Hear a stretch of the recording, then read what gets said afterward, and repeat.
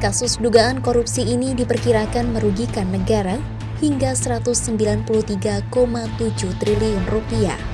Lantas, bagaimana awal kasus hukum dan jadi terdakwa perkara tindak pidana pertambangan tanpa izin, dugaan penggelembungan anggaran atau markup dalam proyek kereta cepat Jakarta-Bandung Wush. Pada hari ini kembali menetapkan satu orang tersangka.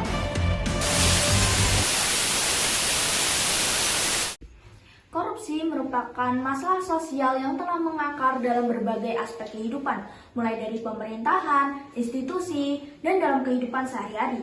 Korupsi sendiri merupakan segala macam perbuatan yang digunakan untuk memperkaya diri sendiri, orang lain, atau suatu korporasi, baik secara sengaja atau tidak sengaja, yang dapat menimbulkan kerugian bagi negara. Tindak pidana korupsi sendiri telah diatur dalam Pasal 2 Ayat 1 dan Pasal 3 Undang-Undang Nomor 20 Tahun 2001 tentang perubahan atas Undang-Undang Nomor 31 Tahun 1999 tentang tindak pidana korupsi. Bayangkan apabila setiap amanah dilakukan dengan penuh tanggung jawab, setiap tindakan berpihak pada keadilan, dan setiap keputusan diambil dengan jujur, pastinya Indonesia tidak akan hanya menjadi bangsa yang maju, akan tetapi juga akan menjadi bangsa yang dapat dipercaya.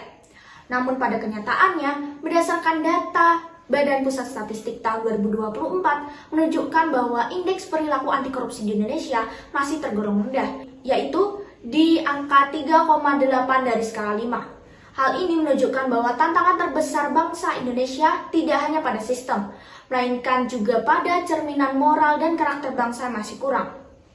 Korupsi tidak hanya merusak sistem ekonomi dan hukum, akan tetapi juga menggerus nilai-nilai kemanusiaan. Korupsi tidak lahir dari suatu kesempatan, akan tetapi juga lahir dari suatu kebiasaan.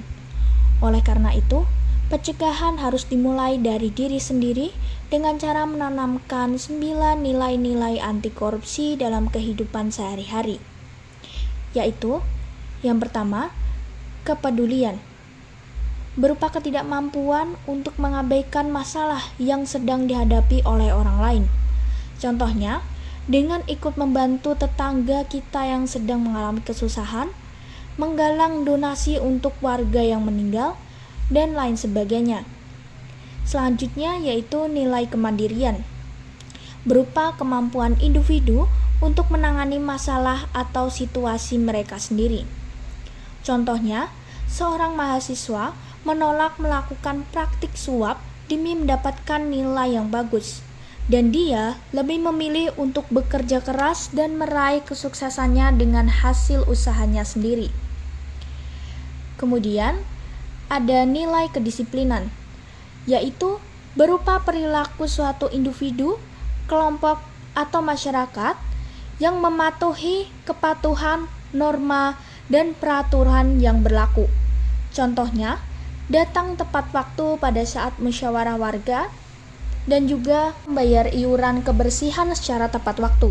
Selanjutnya, nilai tanggung jawab, yaitu sikap individu dalam melakukan tugas yang harusnya mereka lakukan karena merasa itu merupakan kewajiban mereka. Contohnya, dengan ikut berpartisipasi aktif dalam kegiatan kerja bakti. Kemudian ada nilai kerja keras, yaitu semangat dan kesungguhan seseorang dalam berusaha mencapai tujuan. Contohnya, mengolah hasil pertanian menjadi produk usaha kecil menengah atau UKM. Nah, sikap kerja keras ini perlu diimbangi dengan nilai kesederhanaan yang merupakan nilai moral untuk mencerminkan pola hidup sederhana dan tidak berlebihan. Contohnya, saat acara syukuran warga, perangkat desa tetap hidup sederhana tanpa menunjukkan gaya hidup mewah. Di samping itu, kita juga perlu memiliki keberanian, yaitu berani menolak segala bentuk penyimpangan dan memegang teguh prinsip kejujuran tanpa takut melawan tekanan. Misalnya, berani melaporkan kasus korupsi di lingkungannya atau menolak suap. Tindakan berani ini juga harus selalu beriringan dengan nilai keadilan, yaitu melakukan segala sesuatu secara adil, setara, dan tanpa diskriminasi. Seperti memperlakukan tetangga secara adil tanpa memandang status atau latar belakang mereka. Dan yang menjadi fondasi dari semua nilai tersebut adalah kejujuran. Ini adalah sikap untuk tidak melakukan kecurangan dalam bentuk apapun. Contohnya, tidak mengutak-atik atau mengakali meteran listrik, karena itu adalah tindakan curang dan merugikan serta berbahaya. Tindakan ilegal ini dapat memicu korsleting listrik dan kebakaran hebat, serta membahayakan nyawa seluruh penghuni rumah. Selain itu, pelakunya akan mendapat sanksi hukum yang sangat berat. Hal tersebut sebagaimana yang dijelaskan dalam Pasal 51 Ayat 3 Undang-Undang Nomor 30 Tahun 2009 tentang Ketenagalistrikan, bahwa tindakan pencurian listrik seperti mengakali meteran dapat diancam dengan pidana penjara maksimal 7 tahun dan denda maksimal 2.500.000.000 rupiah. Gerakan anti korupsi bukan hanya menjadi tanggung jawab lembaga, tetapi menjadi gerakan moral kita bersama. Oleh karena itu, mari kita tanamkan 9 nilai anti korupsi.